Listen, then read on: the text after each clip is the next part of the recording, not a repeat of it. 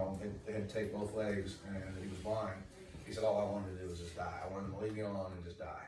And other Marines kept coming, who were wounded, kept coming in the room and encouraging him. He said, at first, I would have done anything. I would have traded, be it the ability to walk, over the ability to see. If I had to choose, if God said, I'll give you one, I'll take my legs so I can walk. He said, now that I'm married and I have a daughter, I've never seen my wife and I've never seen my daughter. I would trade my eyesight for my legs.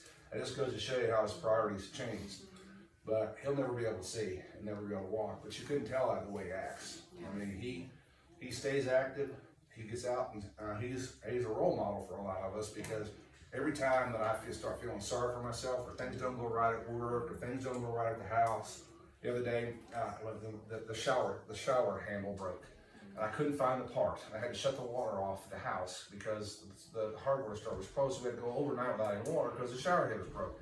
And I'm griping and everything. I said, look, I don't have any reason. Why am I griping? You know, I have no reason to complain about not having water for one night, for crying out loud. Matt can't see and he can't walk. I can see and I can walk. So that's why I like to be around guys like Mike. Constantly remind myself, hey, God's blessed me beyond measure. I have no right to complain about anything. So anyway, I'm done talking. Reminder, we talked a lot about this last week, that our freedom isn't free. These men have lost a lot. I mean, thankfully Mike is still alive, but he's lost friends, and he was wounded. You know, I mean, to have what we have today, to be able to homeschool, and we're a Christian homeschool. You know, I mean, I think we take it for granted sometimes, but It is in some Well, places. I want to give you a little history though. Everybody says we lost that war. We did not lose that war. You're too young to know the domino theory was, if one country in Southeast Asia fell to communism, all the rest of them were falling. Not one country fell to communism after Vietnam. The Russians and the Chinese, it cost them too much. They helped, you know, they were supporting, they even had pilots there, jet pilots there from Russia, Chinese fighters, but they didn't take over any other countries. So we saved that area from being communist. I hate to say, well, we lost that war. We never lost that war. It was a signed peace treaty, and they agreed that. Of course, they broke the treaty. We're not going to go back in. One other thing too that I'll tell you, Sherry, I did a lot of work with Gold Star families, and there's a Gold Star mother and father who I'm friends with, and they're still very, very bitter about the loss of their son. And I constantly stay in contact with them, try to get them to come to events, and they respectfully decline. And I was the father I've known for a long, long time professionally, and I told him one day where he actually came and met with me, and I was trying to be real careful. But I told him, I'm like, he was never a soldier himself. The dad and the mom were. I was. I said, no, this is the one thing you need to understand. Marines, soldiers, Air Force, none of us who serve in the military, we don't get to choose where we go. We get told where to go. And we get told, we get ordered to go fight. So Mike didn't choose to go to Vietnam. He was ordered to go to Vietnam. I didn't choose to go. I wanted to go. He didn't choose though. I mean, we don't get to choose what wars we fight, who the enemy is. That's our country. So the people who protested Vietnam shouldn't have been protesting the soldiers. They should have been protesting the policymakers in Washington D.C. because they're the ones that decide. And the last thing I'm gonna say that I'm done is I can't remember where I heard it one time, but I was at a speech and I was listening to a speech one time. The guy said he was a combat veteran. Two Purple Hearts, and he said, if the men and women who start wars were forced to only fight it with their sons and daughters, there would be no wars. So just keep that in mind. War is not fun. Not at all. That's all I got. When we go to volunteers, like I said, Marines volunteered. They might have got a few draftees. You volunteered in the Marine Corps. But we were in boot camp in 1965.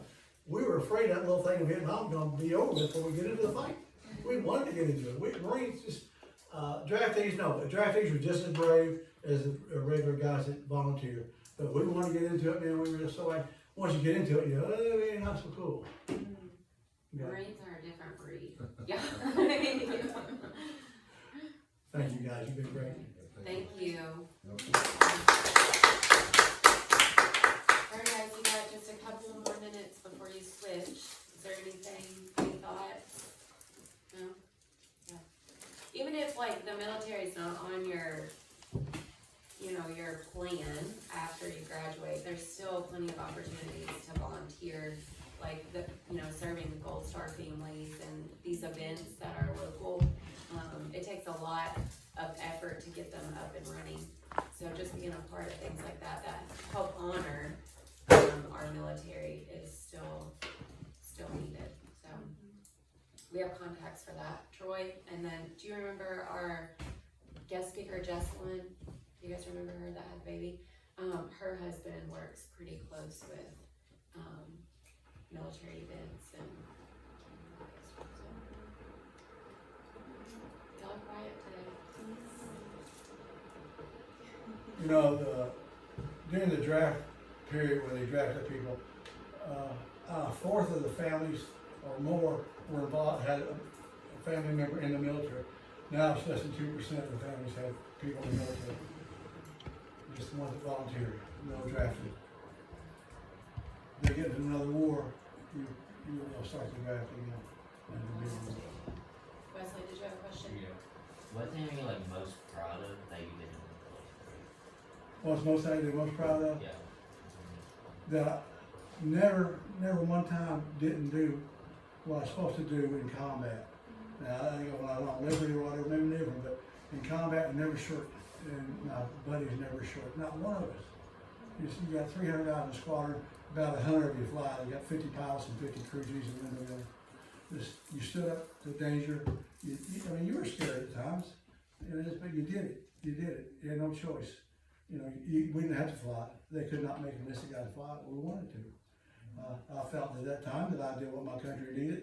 You know, other people felt different, it wasn't needed, maybe they're right or maybe they're wrong, but I was doing what I thought should have been done. So my buddies